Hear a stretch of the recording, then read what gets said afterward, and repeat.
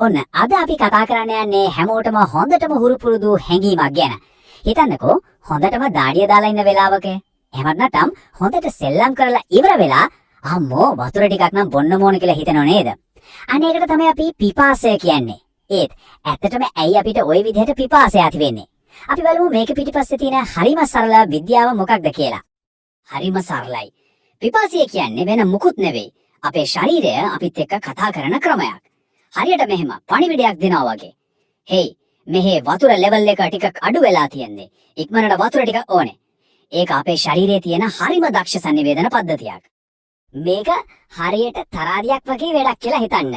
අපේ ශරීරය නිතරම උත්සාහ කරනවා අපි බොන වතුර ප්‍රමාණයයි ඇඟෙන් පිට වෙන වතුර ප්‍රමාණයයි අතර බැලන්ස් එකක්. එහෙම නැත්නම් සමබරතාවයක් තියාගන්න. අන්නේ සමබරතාවය තමයි හැම දෙයකම වඩා වැදගත් වෙන්නේ. මේක නම් ටිකක් පුදුම හිතෙන කාරණයක්. අපේ ඇඟෙන් 70%ක්ම හිතන්නකෝ 70%ක්ම හැදිලා තියෙන්නේ ජලයෙන්. ඒ කියන්නේ ඇත්තටම අපි හරියට කකුල් දෙකෙන් ඇවිදින වතුර බෝතල් වගේ. එතකොටම තේරෙනවනේ නේද වතුර කියන්නේ අපිට කොච්චරම අත්‍යවශ්‍ය දෙයක්ද කියලා. ඉතින් අය අපේ ඇඟේ තියෙන වතුර නිකන් මේ එකතැන තියෙන්නේ නෑ. අපි දාඩිය දානකොට හයියෙන් හුස්ම ගන්නකොට විතරක් නෙවෙයි වොෂ්රූම් යනකොටත් නිරන්තරයෙන්ම අපේ ඇඟෙන් වතුර ටික ටික පිට වෙනවා. මේ හැම ක්‍රියාවකින්ම අපේ වතුර මට්ටම පොඩ අඩු වෙනවා. හරි. එහෙනම් මෙන්න වැදගත්ම ප්‍රශ්නය. ওই විදිහට වතුර මට්ටම අඩු වුණාම ශරීරය ඒක දැනගන්නේ කොහොමද? ඊළඟට මොකද වෙන්නේ? මෙන්න මේ වෙලාවට තමයි අපේ ශරීරයේ පාලන මධ්‍යස්ථානය කියන්නේ අපේ මොළය වැඩේට බහින්නේ. ඒකේ තියෙනවා හරිම දක්ෂ සෙන්සර් එකක් මේ වතුර අඩුවීම කියන ප්‍රශ්නේ හරියටම අල්ලගන්න පුළුවන්. විශේෂයෙන්ම මොළයේ තියෙනවා හරිම පොඩි ඒත් හරිම බලවත් කොටසක්. ඒකට කියනවා හයිපොතැලමසය කියලා. මේක තමයි අපේ ඇඟේ වතුර මීටරේ ලගේ වැඩ කරන්නේ. වතුර ටිකක් හරි අඩු වෙන ගමන් මෙයාට ඒක සෙන්ස් වෙනවා. ඉතින් මේ මුළු සිස්ටම් එකම වැඩ කරන්නේ හරියට එලාම් එකක් වගේ. පළවෙනි පියවර අපේ ඇඟෙන් කොහොම හරි වතුර ටිකක් අඩු වෙනවා. දෙවෙනි පියවර මොලේ තියෙන අර හයිපොතැලමසය කියන කොටසට මේක දැනෙනවා.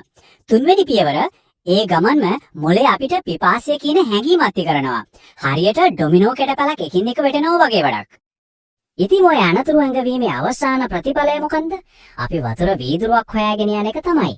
අපි වතුර බිව්වම අපේ ශරීරයේ නැති වුණු අර සමබරතාවය ආයෙත් හරියනවා.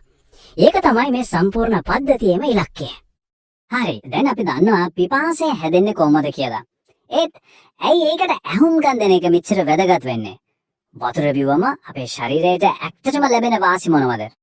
බලන්නකෝ වතුර කියන්නේ අපේ ශරීරයේ සුපිරි වීරයා වගේ. අපේ ඇඟේ උෂ්ණත්වය හරියටම පාලනය කරන්න උදව් වෙනවා. අපි කන කෑම වල තියෙන පෝෂක පදාර්ථ ඇඟ පුරාම ගෙනියන්නේ වතුර. ඒ වගේම අපේ ශරීරයේ තියෙන හැම පුංචි සෛලයක්ම හරියටම වැඩ කරන්නත් වතුර නැතුවම බෑ. ඉතින් මේ හැම දෙයකින්ම අපිට තේරෙන වැදගත්ම දේ තමයි මේක. පිපාසය කියන්නේ නිකම් හැඟීමක් විතරක් නෙවෙයි. ඒක අපේ ශරීරය අපිව නිරෝගීව සෞඛ්‍ය සම්පන්නව තියාගන්න දෙන අත්‍යවශ්‍යව පැවැත්මේ සංඥාවක්. අවසාන වශයෙන් පොඩ්ඩක් හිතලා බලන්න. පිපාසය වගේම අපේ ශරීරය අපිව නිරෝගීව තියාගන්න පාවිච්චි කරන තවත් මේ වගේ ස්වයංක්‍රීය එලාම් මොනවද? සමහර විට බඩගින්න, එහෙමත් නැත්නම් ඇඟට දැනෙන මහන්සිය. ඒ ගැනත් හිතලා බලන්නකෝ.